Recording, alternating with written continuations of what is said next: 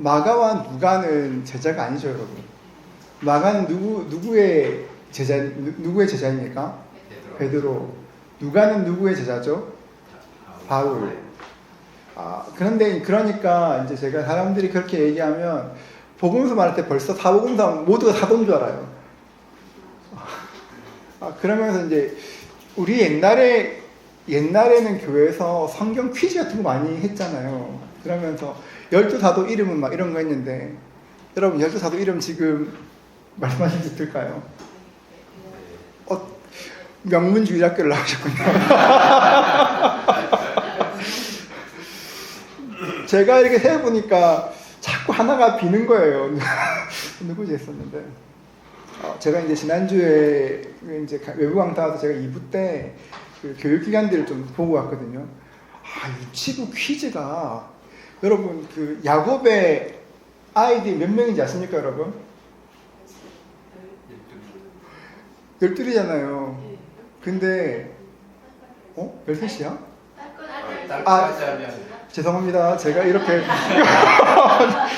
이거 갑자기 지탄받을 일을 했어요. 유치부 OX 퀴즈를 이거라는 거예요. 그 야곱의 아이는 몇 명인가? 11명인가? OX 하는 거예요. 와, 제가 유치부에 산다고, 물론 선생님들 다 가르쳤지만 듣고 초등부 왔는데 지금 초등부가 사도신경하고 있더라고요. 사도신경 라틴어로 배우고 있더라고요. 와, 내 깜짝 놀랐어요. 수준이 높다. 제가 이제 사도신경 이제 강의 준비하면 요새 라틴어 쭉 보고 있는데, 내가 공부하고 있는 앞에 있거든. 저 뭐지? 참, 우리 교회 미래가 밝다 생각했습니다. 말하는 건 사실 많은 성도님들이 12제자가 누군지 모르기 때문에 이걸 넣은 겁니다. 쉽게 얘기하면. 요즘 어떠냐 그렇게 하면, 지금 이제 사역자들 그런 얘기 많이 하거든요. 옛날에는 대학부 때 제자훈련이 가능했어요. 요즘 제자훈련이 진짜 어렵습니다. 왜냐 그렇게 하면 기본적인 성경 지식이 너무 없어요, 아이들이. 그러니까 가르쳐서 제자반을 하면 이미 나이가 좀 들어야 되는 거예요. 왜 그런지 모르겠는데, 여러분 우리는 좀 주입식 교육 아닙니까? 대한민국의 그 주입식 교육. 빽빽이 여러분도 하셨나요? 빽빽이 같은 거, 깜지. 이게 또 세대 차이 나는군요. 저희 때는 이거 깜지 엄청 많이 했거든요. 빽빽이 엄청 많이 했거든요. 볼펜 3개 막 묶어서 막 쓰고 이렇게 했는데. 근데 이제 요즘 친구들은 자유로운 교육을 추구하다 보니 교회에서도 굉장히 기본적인 그게 베이스가 약해지는 거 많이 느껴요. 그래서 교육이 되게 중요한데, 지금 이제 12제자도 그냥 여러분 이게 다 아는 거지 넘기지 마시고, 아는 거지만 그래도 이건 약간 지식의 전달도 필요하다 보시고 하시면 되겠습니다. 자, 11과 예수님의 12제자입니다. 마태복음 10장 2절부터 4절인데요. 같이 읽습니다. 함께 읽습니다. 12사도의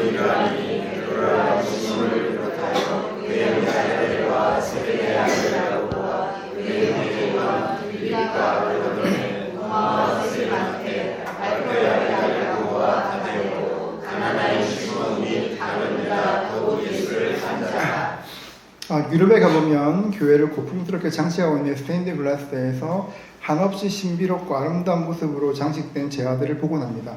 그럼 꿀팁 하나 드리면, 유럽 가셔서 성당에서 스테인드 글라스를 볼 때 누군가 빨간 옷을 입고 있으면 거의 100% 예수님입니다.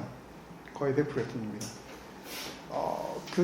그리고 누군가가 스테인드 글라스 파란 옷을 입고 있잖아요. 파란색 옷.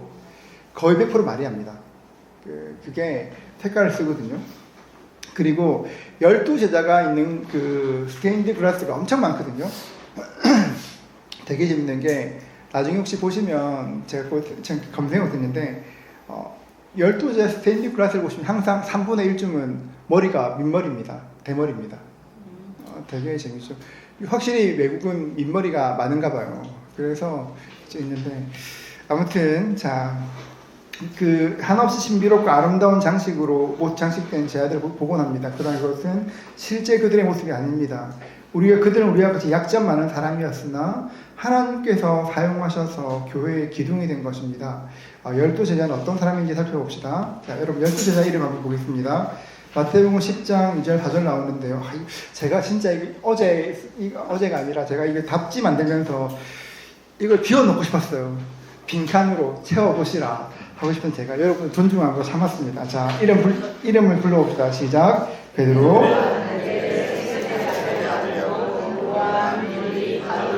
도마, 마태, 가룟유다, 이렇게 12명이 있습니다. 근데 성경에 이름이 좀 어려운 것이 별명들이 나온 데가 되게 많아요. 그래서 베드로를 부를 때는 베드로라 부르지 않고 시몬, 게바라 부르기도 하고 안드레 그 세베대 아들 야고보 쭉 나오고 바돌로메가 나다나엘이에요. 여러분 아시죠, 여러분? 바돌로메가 나다나엘입니다. 그리고 도마, 디두모라는 도마가 나오고 마태는 세리잖아요. 그래서 레위인데 이게 마태가 레위 있고 그리고 알페아도 야고보 쭉 이렇게 쭉 나옵니다. 그리고 다데오가 어떻게 나오냐면 요한복음 보면 가룟인 아닌 유다라고 나옵니다. 가룟인 아닌 유다라고 나오고요. 가나나인 시몬은 열심당과 젤로신이 같은 거거든요. 그렇게 병기돼서 나오고 있습니다. 그리고 가룟 유다가 있습니다. 이렇게 12명이 있는데요. 자, 12제자 이름 말씀하시고 난 뒤에 질문 하나 있는데 12명이 한 사람이 결국 빠지지 않습니까? 가운데 빠지죠. 대신 누가 됩니까? 마띠아. 많은 분들이 왜 그런지 모르고 항상 그런데 가룟 유다가 죽은 뒤에 제자를 나다나엘로 생각하시는 분 굉장히 많으세요. 그가 아니고 마띠아라고 성경에 정확하게 기록되어 있습니다. 자, 12제자 한 번 더 처음부터 베드로, 안드레, 세베대 아들 야고보, 요한, 빌립, 바돌로메, 도마, 마태, 알페의 아들 야고보, 다데오, 가나나인 시몬, 가룟 유다. 그리고 밑에 있는 거 설명해 주세요. 베드로, 시몬, 게바 이것도 말씀하시고 바돌로메가 같은 사람, 나다나엘과 같은 사람입니다. 디두모라는 도마가 있고 레위는 마태를 말하고 그리고 다데오, 가룟이 아닌 유다 이렇게 나오고 가나나인 시몬도 열심당, 젤로신 이렇게 표시되어 있다는 걸 말씀하시면 좋겠습니다. 자, 이번에 보면 예수님께서 12제자를 택하신 이유가 무엇인가? 마가복음 3장 14절부터 15절까지 말씀을 같이 읽습니다. 함께 읽습니다.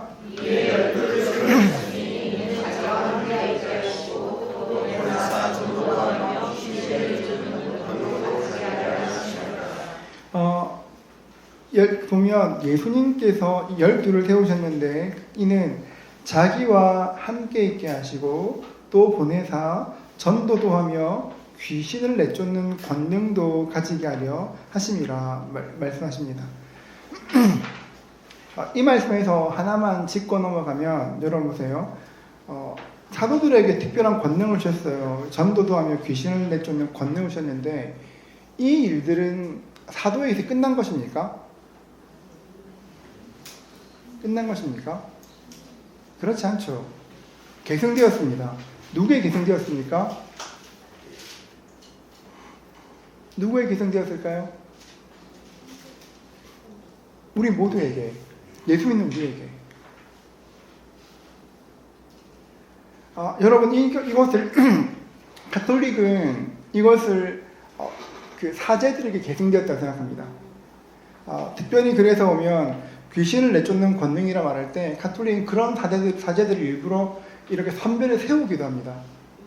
이렇게 가톨릭 보면 성령 대신회에서 이렇게 그 구마 사제라고 따로 세우기도 하거든요. 그런데 성경이 말하는 것은 어떤 특정한 사람에게 그런 권세와 권능을 주신 것이 아니라 모든 사람에게 주셨습니다. 아멘. 여러분 그러면 약간 사이드 같은 얘기지만 성경에 보면 귀신 얘기 엄청 많잖아요. 그렇죠? 지금은 지금도 있나요? 있을까요? 있어요, 여러분. 네. 더 많아진 건 모르겠는데. 정확히 말하면 귀신은 더 많아지지 않습니다. 숫자는 늘지 않습니다. 귀신의 숫자는 늘지 않습니다. 왜냐하면 타락한 영들이기 때문에 여러분 귀신은 여러분 죽은 사람의 영혼 그런 게 아니라 타락한 천사예요. 여러분 귀신의 숫자는 늘지 않습니다. 똑같은 숫자예요. 그런데 훨씬 더 강력하게 지금 일합니다. 어떻게 일할까요? 미디어를 타고 일합니다. 여러분 이게 보면 우리가 생각해야 될 것이 이렇게 동양적 귀신론이 있어서 사람이 이렇게 생명을 다 못 살고 죽으면 남은 만큼 그 생애만큼 이렇게 영으로 떠돈다 이게 보면 베레아 귀신론이 사는 얘기거든요. 근데 그렇지 않다. 사람이 죽어 귀신 되는 건 절대 아니다. 그러면 하나만 더 해볼까요? 가끔 제사 가면 제사 모시는 분들 보면 제사할 때 누굴 봤다는 분들 계시잖아요. 안 들어오셨어요 그런 거? 네, 그런 얘기 듣잖아요. 보면 죽은 아버지가 그냥 오셨더라. 그런 얘기 듣잖아요, 여러분. 그건 뭘까요? 귀신이요. 귀신이 아버지가 무서운 나타나는 거 아니에요? 귀신이 아버지. 쉽게 얘기하면 그 아버지 안에서 역사는 영이에요. 악한 영이에요. 악한 영은 여러분 귀신은 언제나 악한 영은 언제나 몸이 필요해요. 예수님께서 거라서에서 귀신을 군대 귀신 쫓으셨잖아요. 그 귀신들이 청한 것이 무엇입니까? 돼지가 가기를 청했죠. 이 몸이 필요하거든요. 그러니까 그런 것들은 그 안에 있는 악한 영이 보이는 거지 절대 아버지가 오시는 거 아니다. 그거 진짜 잘 아셔야 됩니다. 그럼 돼지들 바다로 이렇게 갔잖아요. 그러면 그 귀신 없어졌어요? 엄청 궁금하네요. 생각 안 해봤는데. 제가 조금 더 생각해보고 있습니다. 그런데 보면 없어지지 않았다는 건 맞는 것 같아요. 죽지 않습니다. 없어지지 않아요. 네, 딴 데로 갔겠죠. 네. 귀신은 여러분 이렇게 막 퇴마한다고 하늘로 이렇게 막 사라지고 그런 게 아닙니다, 여러분. 악한 영이 그런 존재가 아니에요. 무적의 힘으로 들어가라고 이렇게 축사사. 그럼 가시는 거죠. 네네네. 그러면은 다시. 네네네, 그렇죠. 근데 그게 되게 또 신앙적으로 설명 엄청 디테일해지는데요. 그렇죠. 떠나가는 거죠. 근데 네. 그냥 제가 이제 성경으로 검증할 수 있는 데까지가 검증할 수 있는 데까지가 영은 이렇게 사라지는 게 아니고 아까 말씀한 주의 이름으로 쫓을 수는 있다. 네. 거기까지 그냥 보시면 맞겠습니다. 그럼 누군가에는 들어가 있거나 네. 그게 귀신이라는 게 뭐 더 늘지도 않고 맞습니다. 누군가에 쫓아가면 또 누군가에 들어가야 되잖아요. 그렇죠. 네. 그참 이해하기가 힘드네요. 이게 그러니까 들어갈 곳을 바로 가는 게 아니라 성경에 보면 나오는 것처럼 귀신을 쫓아냈는데 귀신이 들어갈 곳 찾는다 그랬거든요. 보면 7 귀신을 쫓아내었는데 보니까 그 마음이 비인 것을 보고 귀신이 다시 돌아왔다 그랬잖아요. 그러니까 떠나가면 거할 곳 찾는 거예요. 근데 이게 되게 그런 것은 그렇죠. 악한 영이 생각보다 악한 영을 웰컴하는 곳이 진짜 많습니다. 요즘 아이들도 그렇고요. 그런 것들이 있어서 네.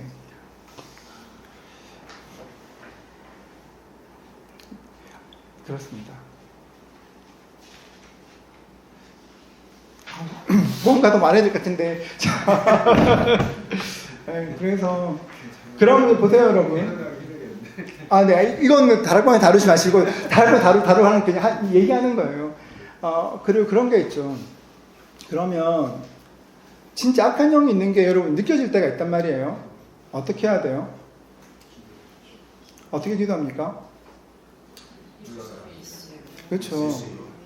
여러분 그게 사람 면전에 대고 하시면 안 돼요, 여러분.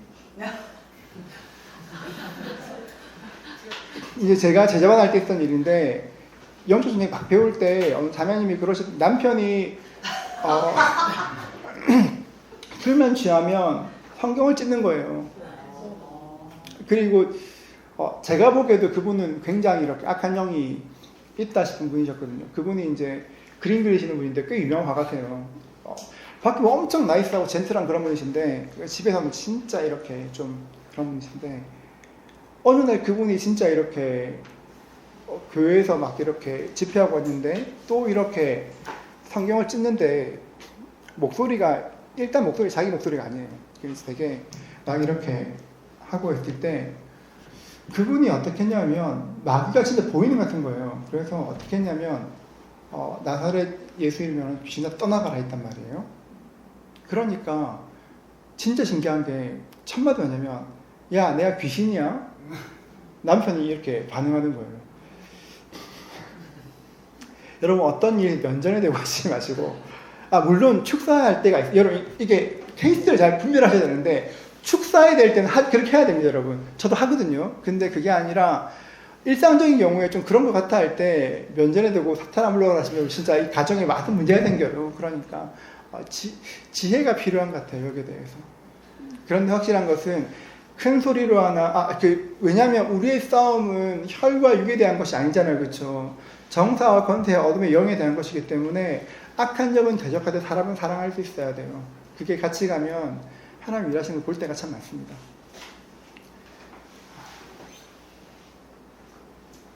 자, 많이 옆으로 갔지만 그렇습니다.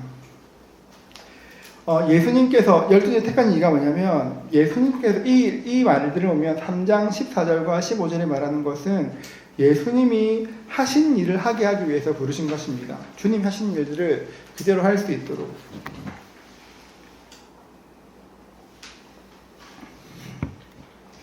믿음으로 할 수 세우신 것입니다. 약간 이거 조크 같은 건데요. 왜 제자가 12명일까요? 예수님 제자 왜 12명일까? 12제자, 12지파, 그게 맞고요. 이게 뭐냐, 그렇게 하면 여러분, 그게 예수님 당시의 배입니다. 이게 갈릴리 지금 믹달, 그러니까 미그달, 마리아, 무슨 마리아? 막달라가 미그달인데요. 미그달에 가면 키부츠가 있는데, 키부츠에서 예수님 당시에 배가 발굴됐거든요. 이 배에 이제 발굴했는데, 이 배가 이렇게 보고 나면, 이렇게 됩니다. 이렇게 되고, 뭐야? 배가 왜 없어?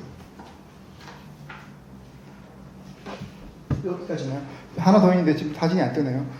이렇게 있는데, 왜 12인가? 그냥 조크예요. 여러분, 이게 정설을 받지 마시고, 그 당시 배가 일반적으로 14인승이었습니다. 14인승. 스타렉스 한 대. 예수님과 제자 포함 몇 명이에요? 배 한 대. 운전자 포함해서. 이런 어디 가서 그렇다고 말하지 마시고, 그냥 그냥 썰이에요, 여러분. 그래서, 근데 되게, 제가 이게 보다가, 이거 가만히 보다가 생각하니까, 그냥 생각이 들어. 그때 전도사였으니까 항상 스트레스 엄청 많이 운전했거든요. 그러니까, 예수님도 스트레스 한 대를 기준으로 제자를 뽑으셨구나. 이렇게 생각하게 됐습니다. 여러분, 어디 가서 그런 말 하면 절대 안 돼요. 여러분, 이단 돼요, 여러분. 그냥 제 생각이 그렇다, 이겁니다. 왜 12명입니까? 12지파. 12이 굉장히 의미 있는 숫자예요. 12지파는 구약의 완전한 12를 말하는 것입니다. 그리고 12사도가 신앙의 대표가 되죠. 믿는 자의 대표가 됩니다. 이게 왜 중요하냐면 요한계시록 보면 24장로가 나와요. 24장로가 금멸을 던진단 말이에요. 24장로가 뜻하는 게 뭐냐면 구약의 12지파와 신약의 12사도, 그러니까 오늘 오고 가는 모든 세대의 백성들을 상징하는 겁니다. 그래서 굉장히 중요한 겁니다. 그러면 예수님의 12제자는 어떤 사람이었나요? A. 평범한 사람이었습니다. 평범한 사람. 누가복음 17장 5절 6절 같이 읽습니다. 함께 읽습니다.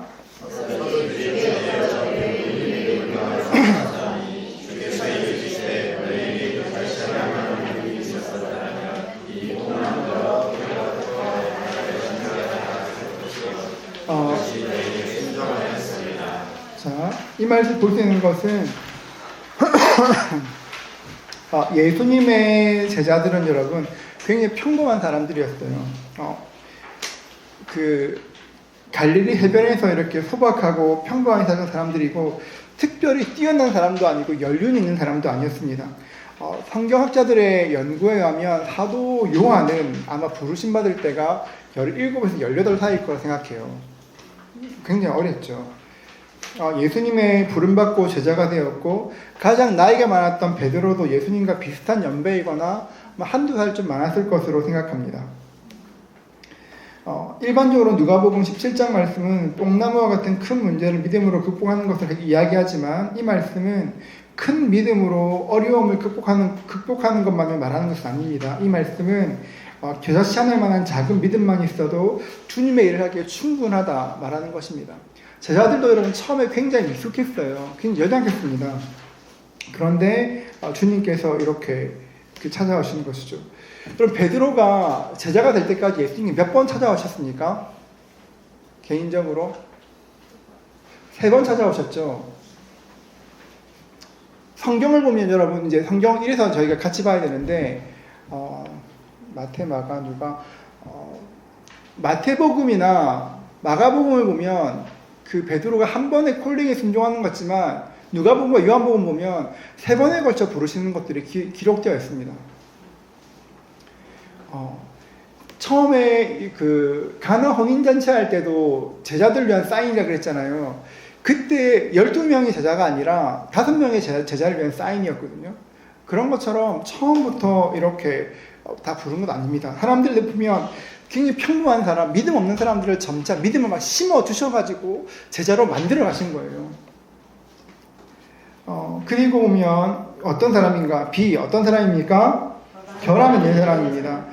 누가복음 22장 39절 47절까지 말씀 보면 겟세마네 이야기가 기록되어 있습니다. 겟세마네 이야기 기록되어 있는데 예수님께서 같이 기도하자 하셨어요. 그때 어떻게 했습니까? 그 사람들 같이 기도했습니까? 잤어요, 여러분. 이게 저는 이게 어떤 거냐면 우리 나중에 한번 좀 성지순례를 가보면 좋겠어요. 이게 겟세마네 동산을 가보면 이게 얼마나 어이없는 건지 알 수 있는데 겟세마네 동산에 가면 올리브 나무가 엄청 많거든요. 그 중에 한 나무가 거의 2000년 된 나무가 있어요. 예수님께서 기도했던 것을 본 나무가 있을 걸 말하거든요. 그 나무가 있어요. 그리고 그 제자들이 기도했었던 그 자리까지 멀어도 본당까지 안 가요. 그렇게 안 멀어요. 거기서 예수님이 눈물로 기도하셨거든요. 통곡하시면서. 근데 제자들이 자요. 예수님께서 말씀하시잖아요. 왜 자고 있냐고. 이게 이제 굉장히 완곡하게 말씀하신 건데 우리가 얘기했던 어떻게 얘기할까요?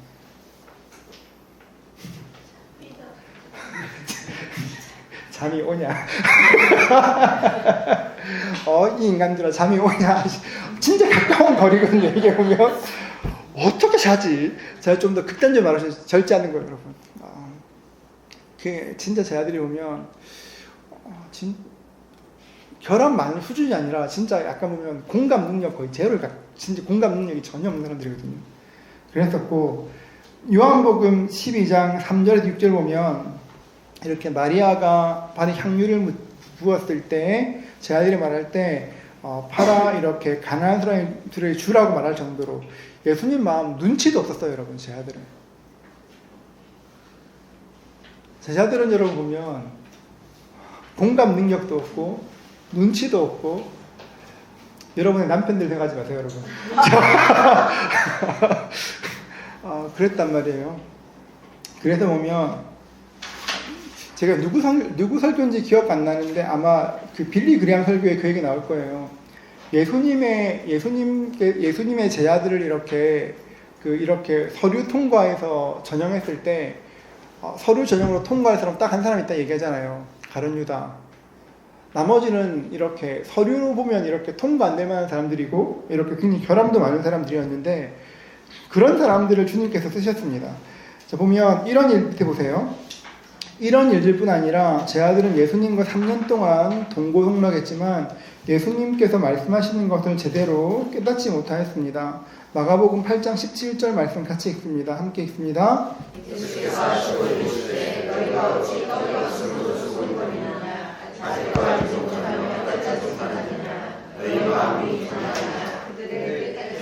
네, 아니야.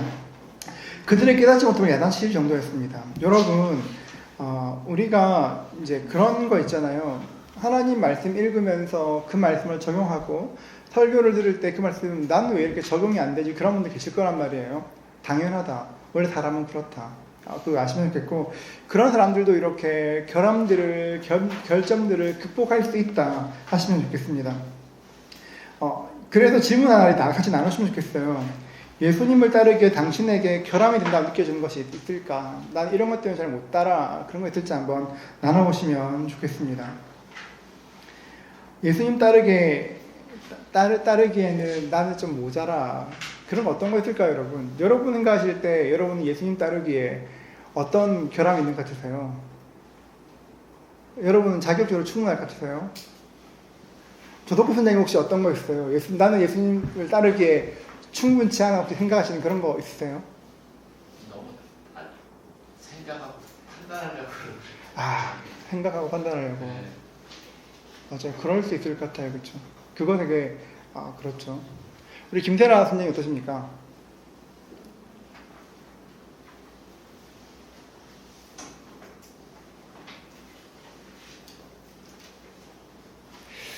네. 이렇게 하면 다락방의 질문이 되게 어려워지는 거예요. 이게 근데 생각해보면 아까 말씀하신 생각이 되게 많아. 제자 중에 누가 그랬나요? 제자 중에 누가 생각이 많았나요? 여러분 생각하실 때 제자들 중에 가장 생각 많았던 사람 누가 있을까요? 도마. 가장 이상적이었죠. 도마는 보면 말씀하시는 끝까지 판단해요. 마지막 순간까지. 그런 사람도 쓰신다. 진짜 예수님이 대단한 것 같아요. 선율 선장이 어떠세요? 혹시 나는 주님 따르기 어떤 게 좀 부족하다.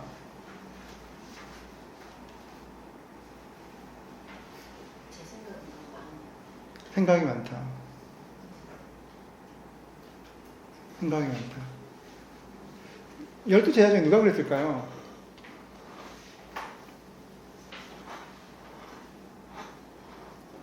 생각이 많았어요. 자기 생각도 많고 자기 계획도 많아요. 누가 그랬을까요? 빌립 또 그랬고 또 누가 있을까요? 나다나엘도 그랬죠.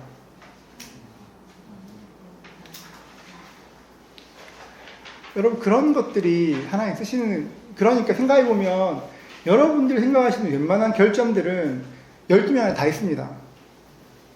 생각해보시면 진짜 그래요. 그래서 나는 예수님 따르기 어떤 게 결함이 될까? 이게 좀 나누기 약간 어려울 수도 있을까요? 어렵지 않을 것 같은데.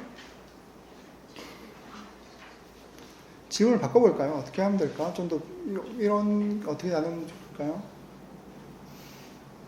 결함이 있는 나를 받아주신 거. 그럼 먼저 결함부터 얘기를 해야 될 텐데. 결함을 얘기해야 받아주신 거 나올 텐데. 네, 그렇죠. 이게 왜냐 그렇게 하면 예수님을 따르기에 내가 부족하다 느끼시는 분이 진짜 많아요. 그렇지 않은데 충분히 자격 있고 충분히 괜찮은데 나는 좀 부족해라 생각하시거든요. 그런 분들께 아까 박광 선생님 말씀하신 것처럼 말씀하시는 거예요.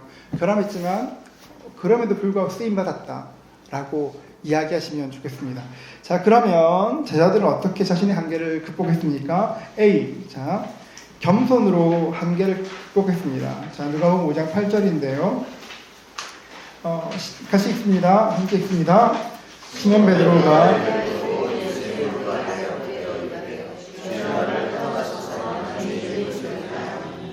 제자들에게는 결함도 많았지만 근데 12명한테 굉장히 두드러진 장점이 있어요. 뭐냐면 일단 겸손해요. 겸손한 게 뭐냐면 가르치면 들어요.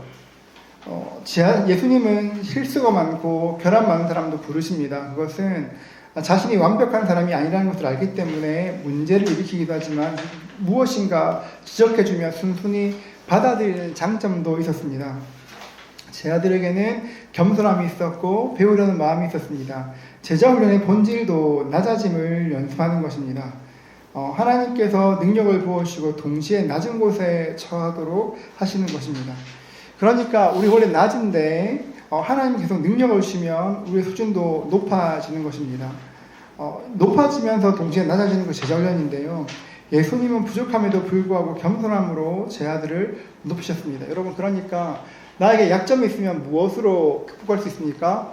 겸손함으로. 여러분, 이게 굉장히 중요한 영적 원리거든요. 겸손해야 합니다. 그리고 두 번째, B. 넓어짐으로 한계를 극복했습니다. 넓어짐으로. 베드로전서 4장 8절 말씀 같이 읽습니다.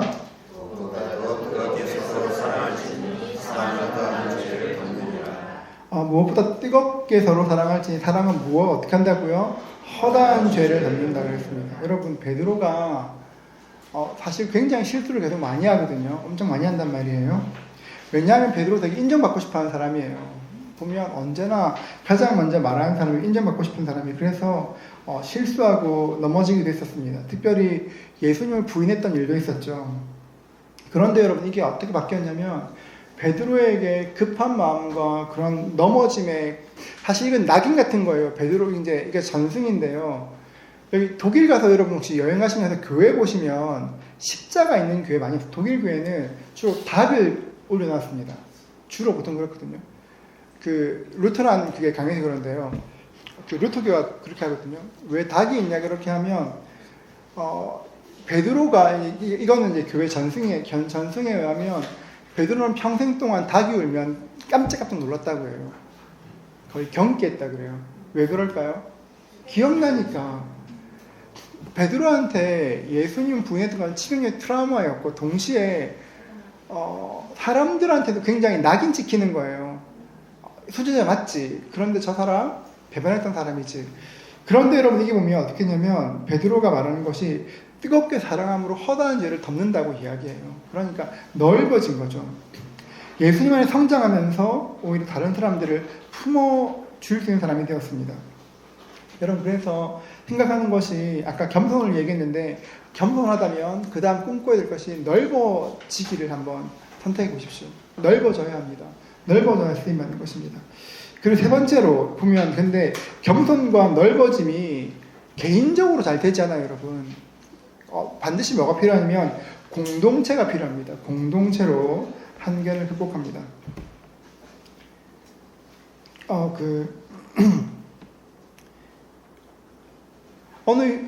어느 형제님께서 다락방에 처음 참석하시고 그런 코멘트 하셨는데요.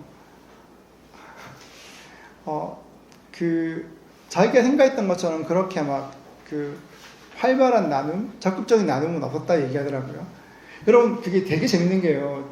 다락방 할 때, 남자들이 있는 곳과 여자들이 있는 곳은 저는 단번에 압니다. 여자 다락방은 계속 웃어요. 왠지 모르게 웃어. 막 얘기 소리 난단 말이에요.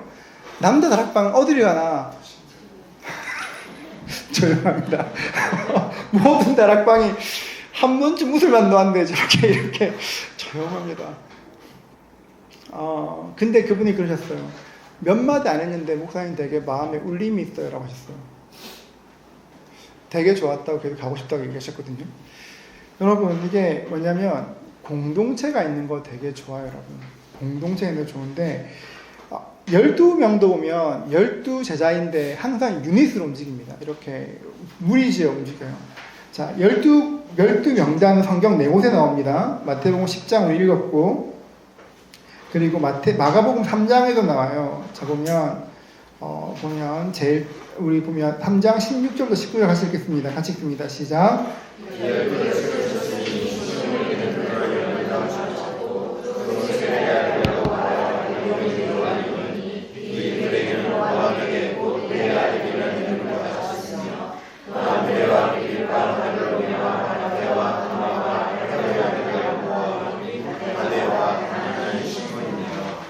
자, 이렇게 나와 있잖아요. 그 다음 보면 누가복음 사도행전 쭉 나와 있는데요. 이게 보면 재밌는 게 보면 이름의 순서는 많이 바뀌어요. 그런데 3명씩 묶어보면 언제나 리더가 존재해요. 보면 첫째 그룹은 베드로, 안드레, 야고보, 요한 첫째 그룹이 있고요. 언제나 팀장은 똑같아요. 베드로, 안드레, 야고보, 요한. 그리고 둘째 그룹은 빌립과 나다나엘, 토마, 마테. 셋째 그룹은 작은 야고보, 다데오, 헬로신, 시몬, 가론, 유다 이렇게 그룹이 나눠져 있어요. 항상 유닛으로 되어 있거든요. 보면 그런 것 같아요. 베드로, 야고보, 요한이 있잖아요. 언제나 보면 예수님께서 하실 때 가장 이렇게 가까이 있던 사람들이에요. 왜 혼자 죽는 거예요 지금? 앞에 2명이 죽고 있어요. 왜? 죄송해요. 앞에 2명이 지금 울고 있거든요. 웃어서 울고 있어요. 자기들끼리 재밌는 얘기 했나봐요. 제가 이제 제자반 하다 보니까 우리 신도영 자매님 한번 웃으면 끝나지 않아요. 기다려줘야 돼요. 그래서 보면 항상 유닛으로 움직입니다. 그래서 공동체를 통해서 서로 돕도록 하시는 거거든요. 여러분, 저는 아까 이제 우리가 이번에서 약함을 얘기했다면, 우리의 결함들, 약함들, 나는 주님 따르기에 이런 게 약해라고 이야기했다면, 4번에서 어떻게 같이 극복할 건지도 얘기했으면 좋겠어요. 나는 이러니까 이랬으면 좋겠어. 이 2개가 잘 이루어졌으면 좋겠어요. 그런데 중요한 것은 겸손할 수도 있고 넓어지고 다른 방법도 있겠죠. 근데 중요한 건 C예요. 공동체. 우린 같이 한다. 우린 같이 이렇게 극복할 것이다. 이렇게 하면 좋겠습니다. 자, 그리고 나서 5번 보겠습니다. 5번. 제자는 하나님을 위해 위대한 일을 시도합니다. 위대한 일을 시도합니다.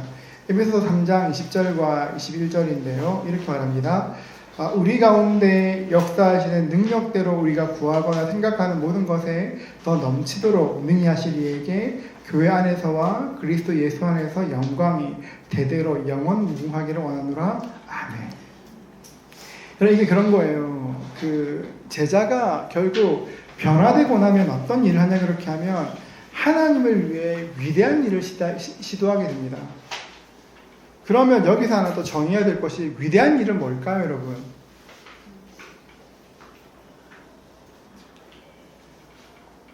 위대한 일은 뭘 말하는 걸까요?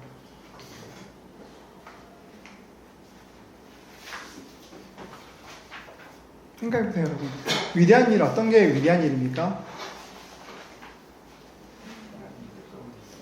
하나님 뜻 가운데 있는 것들. 또요. 여러분, 지금 보면 하나님이 위대한 일을 이렇게 시도한다고 그랬는데 어떤 게 위대한 일이 뭐가 있을까요? 전도. 그렇죠. 복음전도 있습니다. 또요. 네? 기도. 그렇죠. 또요.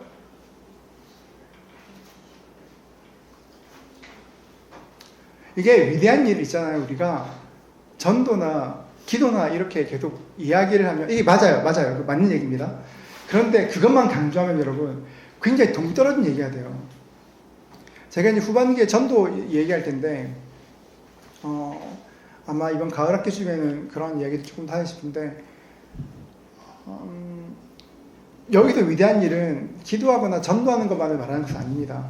어떤 게 있냐면 내가 예수의 이름으로 행하는 모든 게 될 수 있습니다.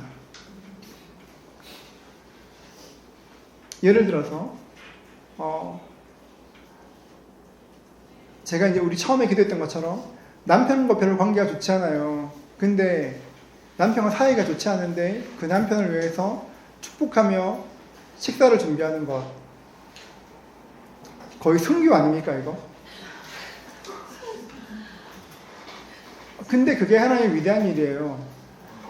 내가 되게 성질을 욱 하고 싶은데 내가 주의를 참는 것도 위대한 일이에요, 여러분.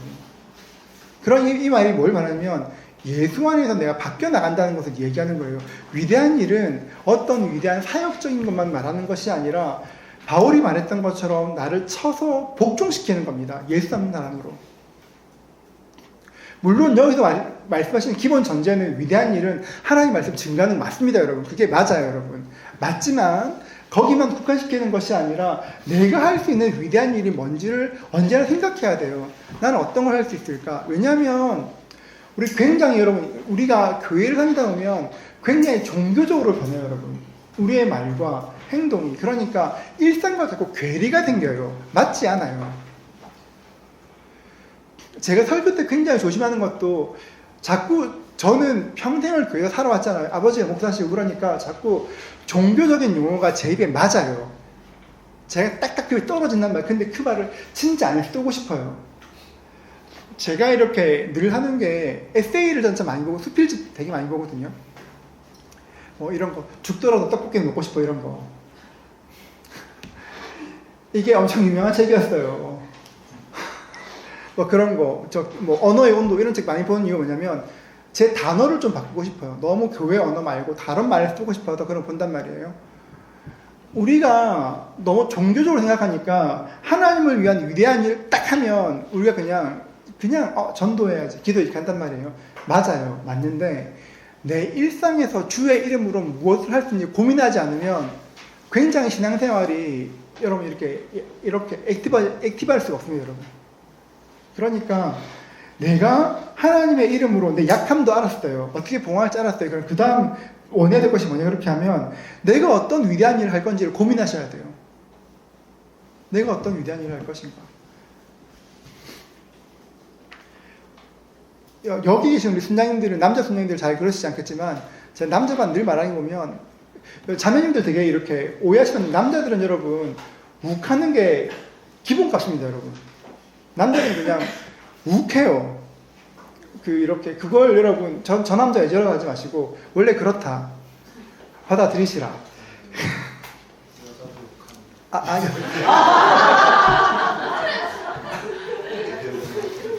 여자도 욱하는 거 참으셔야 돼요, 여러분. 예수의 이름으로 그렇죠. 나이가 들면 더 그렇죠, 여러분. 남성 호르몬이 나올 때 다스리세요, 여러분. 예수의 이름으로 떠나갈지어다.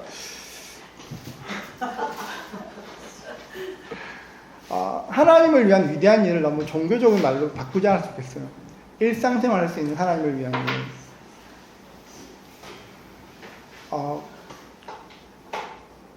되게 사소해 보이지만 식사를 준비할 때 축복하는 마음으로 식사를 준비하는 거 그거 되게 굉장히 의미 있어요, 여러분. 여러분 이렇게 식사 준비할 때 축복하는 마음으로 준비하십니까? 그냥 하시지 않아요. 늘 해왔던 거니까 하시잖아요, 여러분. 그게 아니라 축복하는 마음으로 하시는 것들 그게 다 주를 위한 것들입니다. 요즘 제가 이런 말 하는 이유는 제가 좀 하고 있거든요, 요즘은.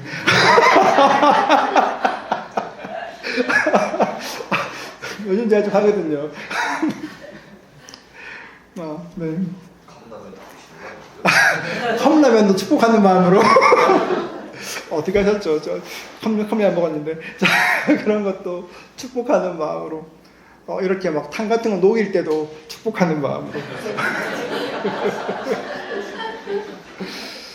여러분, 그게 생활 속에서 예수를 닮아가는 거예요. 우리는 너무 신앙생활을 거창하게 생각해요.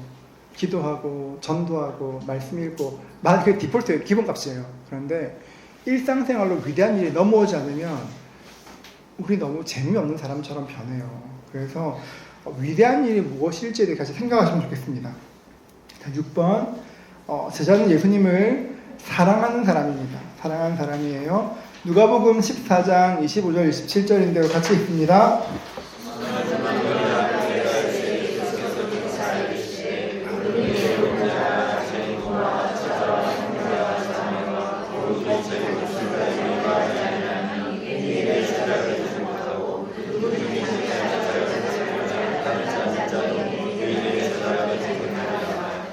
제자는 무엇보다 예수님을 사랑하는 사람입니다.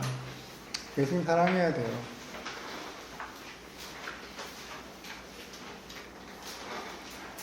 저는 여기 순장님들이 예수님을 날마다 사랑하는 애가 있길 축복합니다. 예수님을 교회에 계신 그런 종교적인 분이 아니라 삶 가운데 있는 가까운 분으로 좀 느꼈으면 좋겠어요. 내 삶을 의탁할 수 있는 분. 그분 참 괜찮다. 믿을 수 있는 분 되면 좋겠습니다. 7번, 당신은 제자인가요? 무리인가요? 5장 1절인데요. 같이 읽습니다. 예수께서 우리를 보시고 산에 올라가 앉으시니 제자들이 나와옵니다. 보면 이 해석은 사실 제 해석이 아니라 옥한 목사님 해석입니다. 옥한 목사 해석인데요.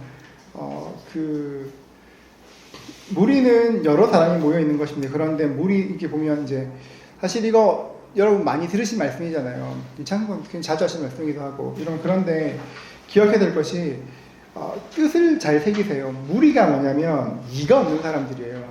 이가 없는 사람들, 생각이 없는 깨닫는 게 없는 사람들입니다. 다른 말로 하면 생각이 멈추었다는 것입니다. 생각이 없는 사람은 어떻게 하냐 이렇게 하면 본능에 따라 움직입니다. 무엇이 옳은지 무엇이 그른지 생각하지 않고 본능이 시키는 대로 움직입니다. 여러분 이게 보면 되게 의외인데요. 그 본능에 따라 움직이면 내 생각 없이 되는 대로 살게 됩니다. 상황 따라 살게 돼요. 그러니까 생각이 멈춰 있으니까 누군가의 생각을 움직이게 하면 쏠려가는 것이죠. 어떤 사람의 말을 듣고 움직였다가 또 다른 중심이 없습니다. 그런데 제자는 생각해요. 생각하니까 흔들리지 않습니다. 견고함이 있죠.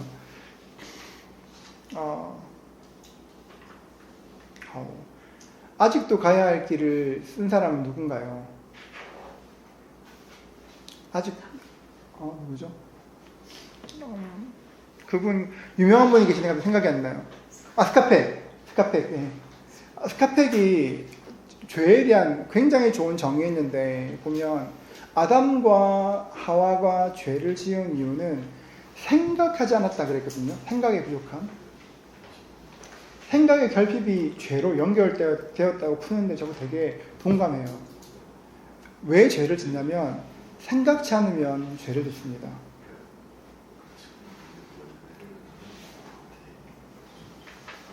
네, 생각지 않으면 죄를 짓습니다. 여러분 그러니까 늘 기억하세요. 내가 무리인가 제자인가.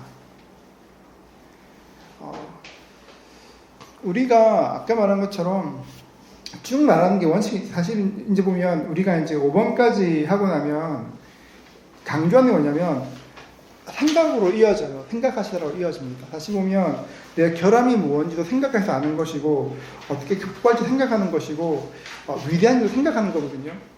예수 믿는 건 생각 많이 하는 겁니다. 생각하지 않는 것들을 경계하셔야 돼요, 여러분. 뭘 하셔도. 근데 성경에서 성령님을 어떤 영으로 말씀하시냐면 지혜의 영으로 말씀하시거든요. 그러니까 누구든지 지혜가 부족할 수 있으나 하나님께 구하면 때를 따라 생각해 하시고 이길 힘도 부어주십니다. 12제자의 삶은 12제자 보면 되게 끝이 보면 다들 험난하게 끝나죠. 근데 진짜 재밌는 게 뭐냐면 가장 이성적이었던 사람이 그러니까 가장 이성적이었던 사람이 가장 도전적인 삶을 살게 됩니다. 도마가 그랬잖아요. 도마가 그랬지만 결국 인도까지 가서 복음 증거하게 되잖아요. 가장 도전적인 삶을 살아요. 베드로 자기를 부인했던 사람, 예수님 부인했던 사람이잖아요. 베드로 어떻게 죽었나요? 거꾸로. 어떻게 우리 주님과 같이 내가 이렇게 겸상할 수 있겠냐고. 나는 거꾸로 죽여달라고.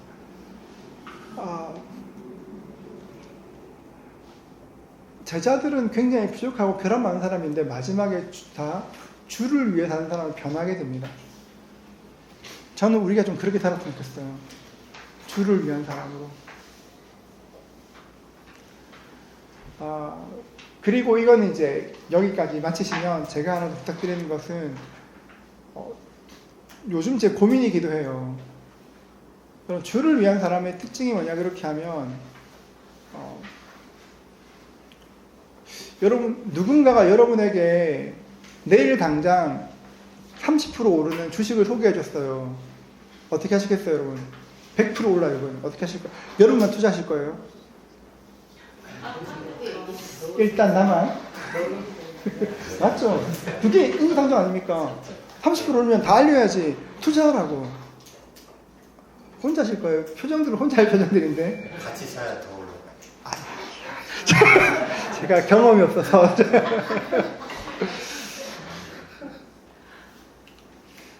요즘 고민이 뭐냐면, 우리가 복음 전하는 삶을 어떻게 살고 있냐에 대한 고민이 엄청 많아요. 저 진짜 예수를 잘 믿고 싶거든요. 진짜 예수를 잘 믿고 싶은데요. 너무 우리 신앙이 너무 이렇게 얌전해지는 것 같아요. 물론 지금 빌립보서 주의 자체가 그래요. 이번 주도 생각하라 계속 나온단 말이에요. 그런데 우리가 꿈꾸는 삶이 무엇이 되어야 하냐면 말씀 전하는 삶에 대한 꿈이 있어야 돼요. 나를 통해 죽었던 사람이 살아나는 것, 예수를 몰라 죽었던 사람이 살아나는 것에 대한 그런 꿈을 꿔야 돼요. 이제 여기 제자훈련 저랑 하시는 분 계신데 복음의 언어라는 책이 있어요. 책 제목도 기억 못하는 거예요. 복음의 언어. 제가 요즘 그 책 엄청 다시 많이 보고 있거든요. 아마 올 가을에는 순장님들 다 같이 한 번 더 읽을지도 모르겠어요. 제가 지금 그걸 가지고 설교를 할까 아니면 나눠볼까 엄청 고민이 있는데요. 우리의 삶이 예수를 믿는 삶이 조금 더 도전적인 삶으로 변해갔으면 좋겠어요. 그냥 우리 여기서 좋다 행복하다가 아니라 어떻게 복음 전해야 될까를 고민할 수 있는 삶. 저한테 핑계가 뭐냐면 사실 교회가 복잡해요, 여러분. 교회가 그냥 오는 사람 밖에도 복잡해요.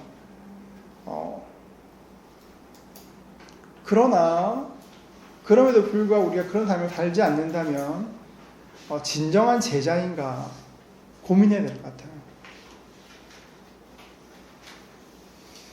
하나님의 또 다른 길을 주실 거라 생각합니다. 그래서 여러분 더욱더 전도하시고 더 전도하고 공간이 되겠죠, 여러분. 예수 닮는 삶을 살아가는 건 굉장히 중요한 겁니다.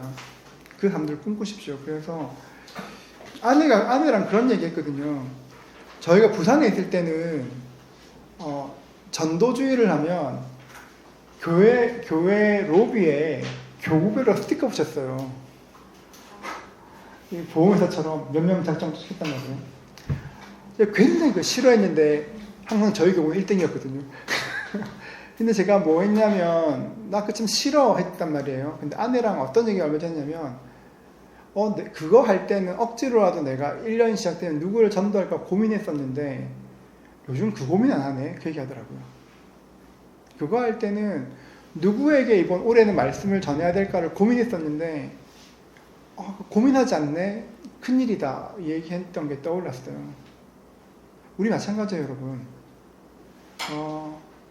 우리가 영적으로 성장하는 건 너무 좋은 일이에요. 전 여러분들이 더욱더 기도가 깊어지고 가까워지는 거 너무너무 좋아요. 그런데 거기서 머물러 있으면 이게 고여요. 생명은 흘러야 되거든요. 에덴 동산 있잖아요. 에덴 동산 뜻이 뭔지 아세요? 기쁨의 동산. 에덴이 기쁨이거든요. 근데 그게 에덴이 재규형으로 나한테 돌아오는 재규형으로 사용되면 그게 썩다가 돼요. 기쁨이 썩어요. 여러분 고민하십시오. 저도 지금 되게 고민해요. 어떻게 우리가 복음 전할 수 있을까? 엄청 고민합니다. 근데 또 그것도 있어요, 여러분. 저 엄청 혼란스러워하는 거, 제가 혼란스러워하는 거죠.